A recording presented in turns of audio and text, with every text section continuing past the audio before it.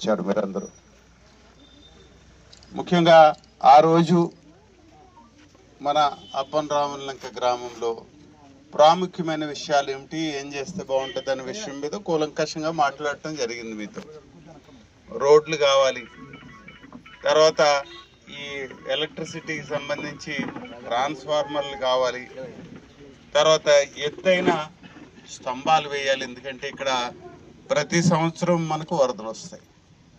అది చిన్నగానే వస్తుంది చాలాసార్లు, ఏదో 10-15 సంవత్సరాలకు ఒకసారి పెద్దది వస్తుంది తప్ప ఈ చిన్న వరదలకి ఇబ్బంది లేని పరిస్థితి మనం తీసుకురావాల్సిన అవసరం. దీనికి కరెంటు పోల్స్, ఎత్తుగా ఉండే పోల్స్ వేసుకోవాలని అనుకున్నాం. దాని మీద దృష్టి పెట్టాం మనం, అది వేయిస్తున్నాం. అలాగే అంటే చిన్న వరదకి కరెంటు తీసేయాల్సిన అవసరం రాదు. ఇంకా మీరు ఎక్కడ డిస్టర్బ్ అవ్వాల్సిన అవసరం కూడా ఉండదు. ఎందుకంటే ఆ 10-15 రోజులు కరెంట్ లేకపోతే మీరు ఎక్కడికో వెళ్ళి ఉండాల్సిన పరిస్థితి, చాలా ఇబ్బందికరమైన పరిస్థితి నేను గత 2 సంవత్సరాలుగా నేను చూశాను, పర్సనల్గా చూశాను. అలాగే రోడ్ల విషయంలో కూడా ఒక మెయిన్ 2 రోడ్లైనా మినిమం ఎత్తు రోడ్లు వేసుకున్నట్టయితే చిన్న వరదలకి ఎలాంటి డిస్టర్బెన్స్ లేకుండా మనం ఫ్లో వెళ్ళిపోతూ ఉంటుంది. కాబట్టి 2 ప్రాముఖ్యమైన విషయాల మీద నేను దృష్టి పెడతా ఉన్నాను. కొంచెం టైంలో మనం ఇది తప్పనిసరిగా సాధించుకోగలం. దయించి మీరు అందరూ కూడా కొంచెం ఒప్పుకు పట్టండి. నేను ఈ 2 కూడా వర్కౌట్ చేసి, ఎలక్ట్రిసిటీ గురించి ప్రాబ్లం లేదు, పోల్స్ వచ్చాయి, అవి వేయించేస్తాం. సో 30-40 పోల్స్ కొత్తగా వేయాలన్నారు, ఎత్తు పోల్స్, అవి 11 మీటర్ల పోల్స్, అవి వేసేస్తుంది. పోతే ఇంకా ఎత్తు రోడ్లకు వచ్చేటప్పటికి సుమారు 5.5 కోట్లు అవసరం అవుతుంది. మనం అడుగుతా ఉన్నాం. ఇది డిజాస్టర్ మేనేజ్మెంట్ అని చెప్పి ఇదేంటది విపత్తు నిర్వహణ సంస్థ వారు కేంద్ర ప్రభుత్వం నుంచి రావాల్సిన వ్యవహారం ఇది.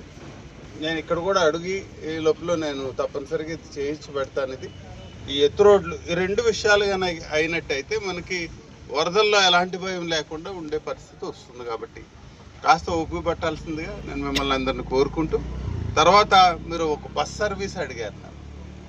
అది వెంటనే నేను ఆర్టీసీ వాళ్ళతో మాట్లాడటం, ఆ రోజునే మాట్లాడు, వారు వచ్చి ఎంక్వైరీ చేసుకొని మహిళలందరూ చాలా సంతోషంగా ఉన్నట్టున్నారు చూస్తూ ఉంటే. ఫ్రీ బస్ అయ్యేటప్పటికి రేపటి నుంచి ప్రయాణాలు పెరిగిపోతాయా? ఊర్లో దొరకట్లేదు అంటారేమో, నన్ను అంటారేమో వీళ్ళందరూ. ఏదైనా ఈ ఫ్రీ బస్ సర్వీస్ అనేది మహిళలకి రియల్గా వాచ్ చేస్తూ ఉన్నాం. మనం 50 కోట్ల మంది ట్రావెల్ చేశారంటే చాలా సంతోషం అనిపిస్తుంది. అది మన జిల్లాలోనే, మన నియోజకవర్గంలోనే 30 లక్షల మంది ట్రావెల్ చేశారట. చాలా సంతోషించదగ్గ విషయం అది. మహిళలకు ఒక రకమైన, వారికి ఈ రోజున ఏమిటంటే ఒక చోట ఉండిపోయే పరిస్థితి కాదు, వేరు ప్రాంతాలకు ప్రయాణం చేయాల్సిన పరిస్థితి. ఈరోజు వారు అమ్మగారి నుంచి, ఇంటి దగ్గర నుంచి రావటం, లేకపోతే పనుల మీద టౌన్లకు వెళ్ళటం, అటు మల్కిపురం కానీ ఇటు రాజోలకు కానీ ఇట్లా ఈ ప్రయాణానికి వీలైన సదుపాయం ఈరోజు మహిళలకు ఏర్పడింది. తప్పనిసరిగా ఇది ఒక మహిళలకు ఒక ప్రయోజనకారిగా చంద్రబాబు నాయుడు గారు తీసుకురావటానికి మరొక్కసారి మన ముఖ్యమంత్రి గారైన చంద్రబాబు నాయుడు గారికి, వారికి అభినందనలు తెలియజేసుకుంటూ, ఈ ప్రభుత్వం మంచి ప్రభుత్వం, బాగా చేస్తుందంటానికి ఇది ఒక నిదర్శనం.